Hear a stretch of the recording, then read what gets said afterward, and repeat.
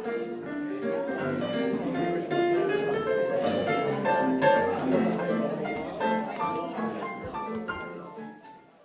this lovely weather we're having?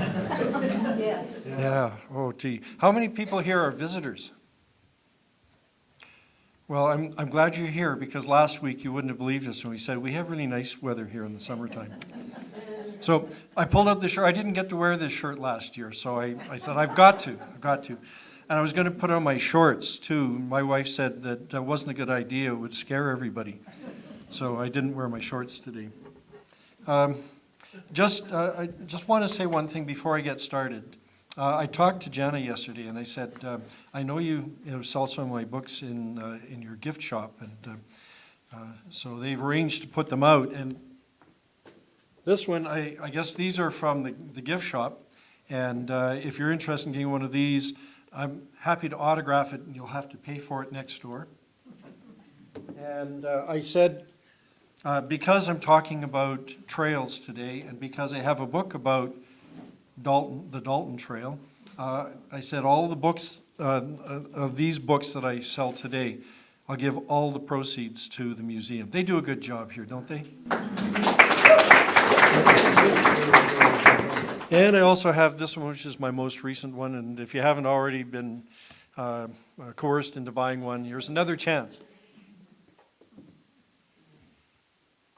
So, I first came to the Yukon a long time ago. It was 1971, and it was an unexpected trip. I didn't know I was going to do it until the day before we left, and I had a terrible job working in a brewery in Calgary, and it paid really well, so I paid off all my student loans, but I didn't fancy working there for the next 50 years.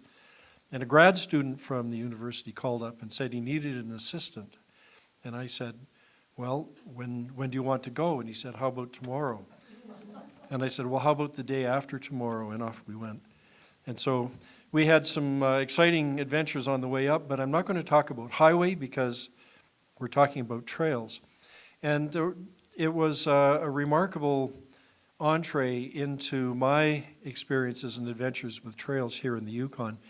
Because once we arrived, we spent a lot of time hiking into very remote places that most of you have never seen and never will.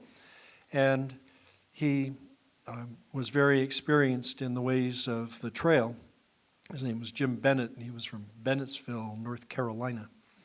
But he'd been working in the north for a long time. And he showed me the way. And as a result, I became absolutely enthralled with the Yukon. And being a young man with lots of vitality and energy, I became enthralled by hiking on trails as well. I also became enthralled with the Yukon because of its remarkable history.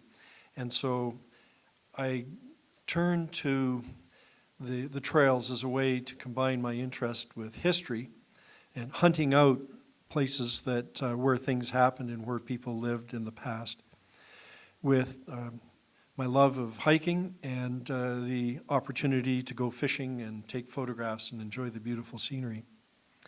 So that's why and where I guess I've been to a lot of places. I see Mary here, Mary Whitley, and I'm sure she's been to more places than I have. She's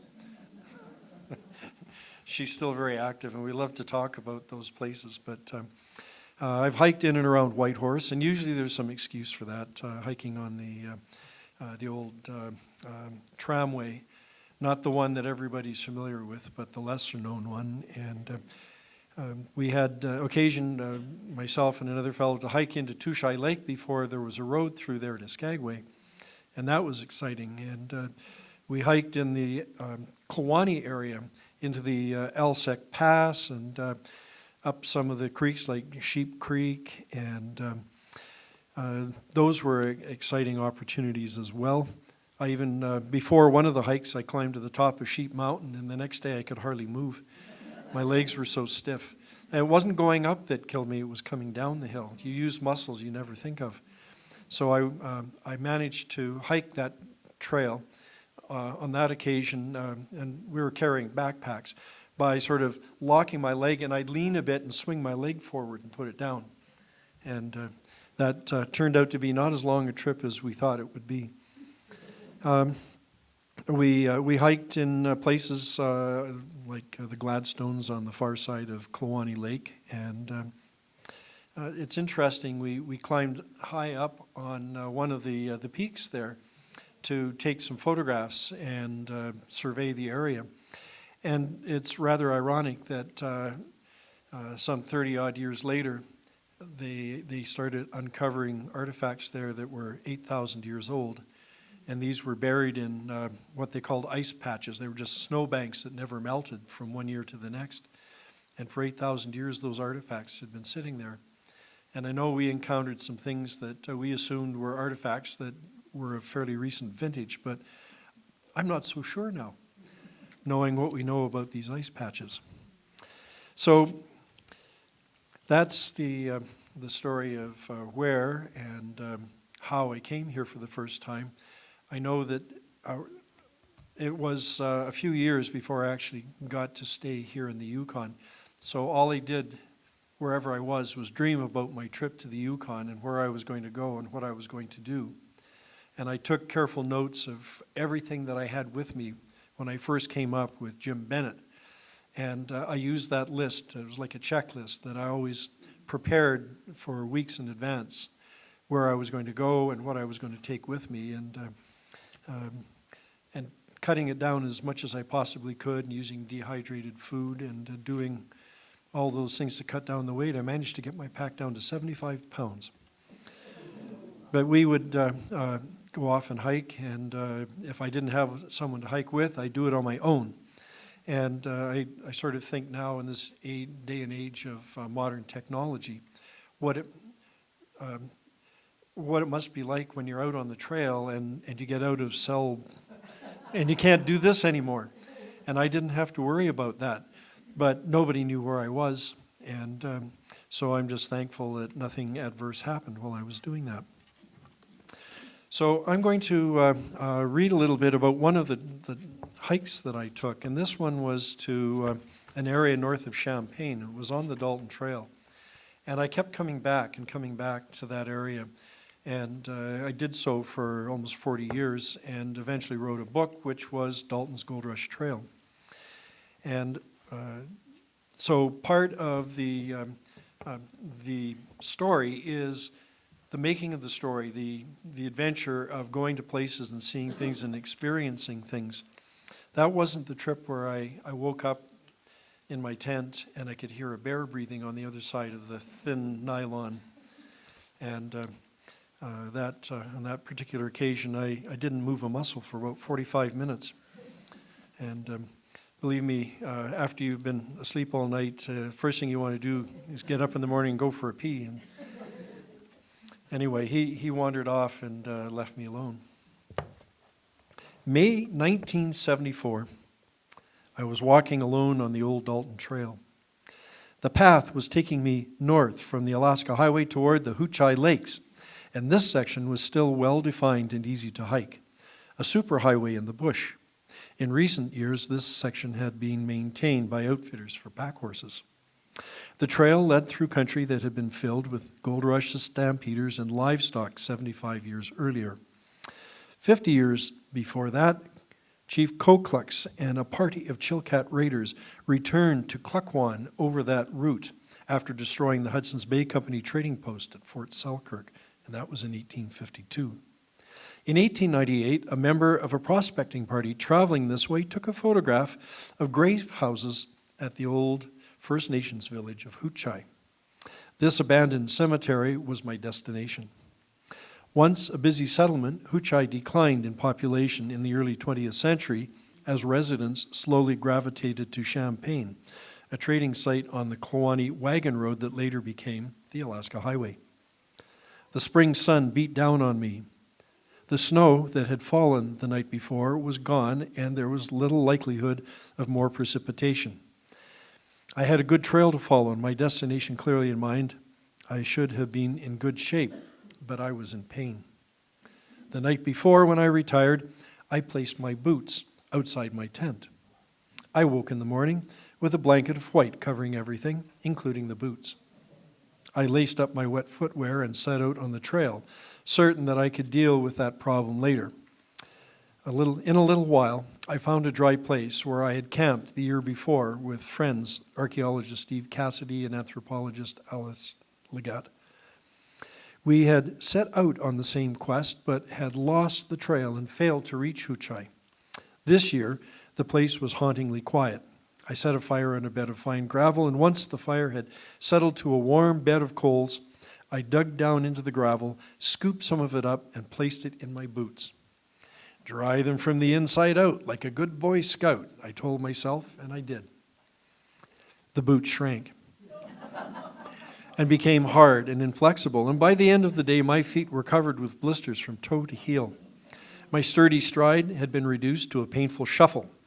I decided to set up camp for the evening. As soon as I removed my boots and saw my feet, I knew I was in trouble. I was on my own, 25 miles away from the nearest road, with 10 more to cover before I would reach Huchai. Fortunately, I had brought a new pair of cotton sneakers. They don't make those anymore, and I really regret that, because they were just the most ideal thing.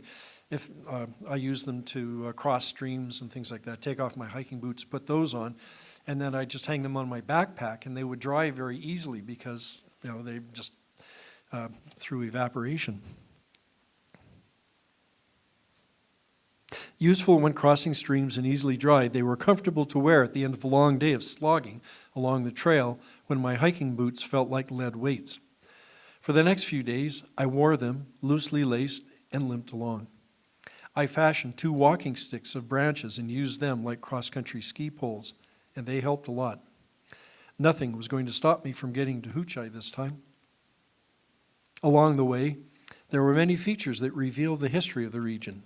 Not far after leaving the Alaska Highway at the beginning of the trip, I found the collapsing remains of a hastily constructed temporary sawmill used in the war years during the construction of the Alaska Highway.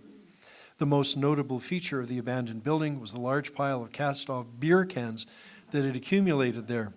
I wonder how many fingers were cut off by drunken soldiers while operating the saw.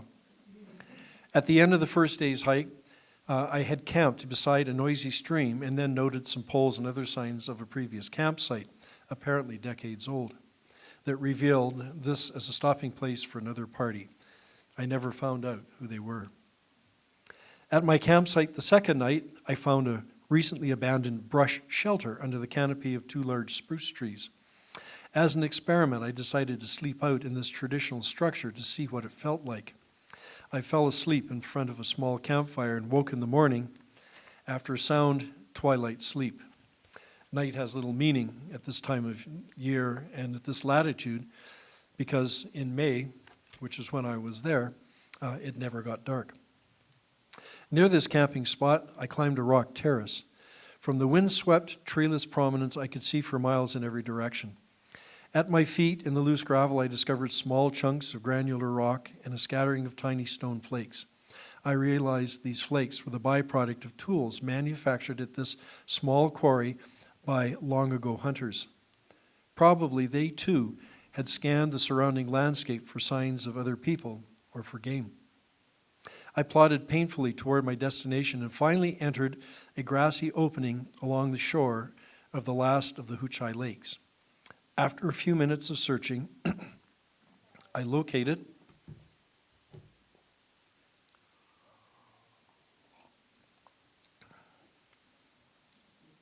the old graveyard that I sought.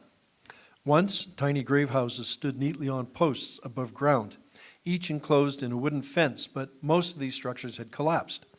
I still could see some of the details of construction, and they matched those from my historical photograph. The landscape behind the dilapidated structures corresponded perfectly with the same photo. I aligned myself where I guessed the earlier cameraman had stood and took my matching picture. This was the first of many then and now photographs I have taken over the years. I then walked about the site, snapping more photos of what I saw, agonizing over which images to capture with my limited supply of film. And it has certainly opened up the possibilities now that we're in the digital age But I had to be very parsimonious because I had a limited number of rolls of film and I could only take so many pictures. And if I spared myself too many pictures at the end, I had film left over and I would regret that. So I spent the next day surveying the site, locating numerous structures, caches, and more clusters of graves, and that evening I slept on the floor of an old abandoned cabin. The following morning, I made my way back down the trail I had followed to reach Huchai. I noted with interest and apprehension that my footprints from the day before were partly obscured by bear tracks. I followed these tracks on the trail for the next 2 days as I limped back towards Champaign. I was hypervigilant as I hiked, careful to keep a clean camp and cautious to hang belongings and food well away from where I slept and prepared my meals. When I reached Tay Lake, I found the excavations of famed archaeologist Richard McNeish, who a decade before had uncovered an ancient campsite overlooking the lake. The departing scientists had not backfilled the tiny square holes, and despite a softening of the smooth, even walls of the holes from natural forces, the dig had remained undisturbed over the intervening years. The ancient campsite was another reminder of the human imprint left on the landscape thousands of years before. Ironically, the excavation of McNeish had obliterated some of it. At the lower end of the lake, where Mendenhall Creek ran off to the south, I found a derelict log cabin, once the home of local resident Bobby Kane, but now long abandoned. Beside it, I was pleased to find the camp of Sue Van Bibber and her sister Grace Chambers, who were on their last beaver hunt of the spring. They had a large tent frame covered with canvas and a team of dogs tethered nearby. They were expecting the arrival of a third sister, Belle. The three sisters were the daughters of Tom Dixon, a former Mountie who had established a homestead at the mouth of the Kluane River at the turn of the 20th century and raised a family while running an outfitting business from there. I introduced myself and explained the purpose of my quest, and in the course of our conversation, I brought up the topic of the bear, whose tracks I'd been following for 2 days. Oh yes, they were well aware of the bear. It had walked into their camp and agitated the dogs before coming up to the entrance of their tent. "What did you do then?" I asked Sue Van Bibber. "Well, I got out my .308 and shot him," was the concise reply. She delivered the remark in a casual manner as if the event was nothing more unusual than a walk to the creek for a bucket of water or to the woodpile for a few sticks of firewood. Later in the day, Sue instructed me in the art of skinning a beaver. According to her, separating the pelt from the carcass is easy as you work the knife up the backbone. But at the backbone, she said, the task becomes much more challenging, and special care must be taken when cutting along the spine, or you'd risk nicking the pelt. She pulled out a large knife and deftly honed it on a sharpening stone before handing it to me and walking away. I looked down at the beaver. I felt honored that she would trust me to rise to the challenge and skin it. For a trapper, I realized the pelt represented a substantial investment, so I resolved to take special care to remove the skin without damaging the fur. Following her instructions, I carefully separated the hide, which came away easily as she had predicted. Then I reached the critical point on the backbone. There, I slowed down and paid close attention to the immediate task. I slid the knife in carefully along the spine, using minute strokes of the blade. It seemed to be working when, faster than I could react, I made a fatal incision. I'd nicked the hide. The pelt was ruined. I had betrayed the trust that had been placed in me. I felt shame. I had let down the person who had showed so much trust in a young stranger. Like a coward, I returned the knife. I didn't have the nerve to show Sue my butchery. I had learned that some tasks are not as easy as they seem. Later, in a final act of generosity, she drove me the rest of the way to the highway in her pickup truck, thus sparing me the considerable effort of hiking out with my backpack and my blisters. And so I came to learn that when you go out on the trail, you never know what you're going to encounter and what obstacles you're going to have to overcome and who you're going to meet.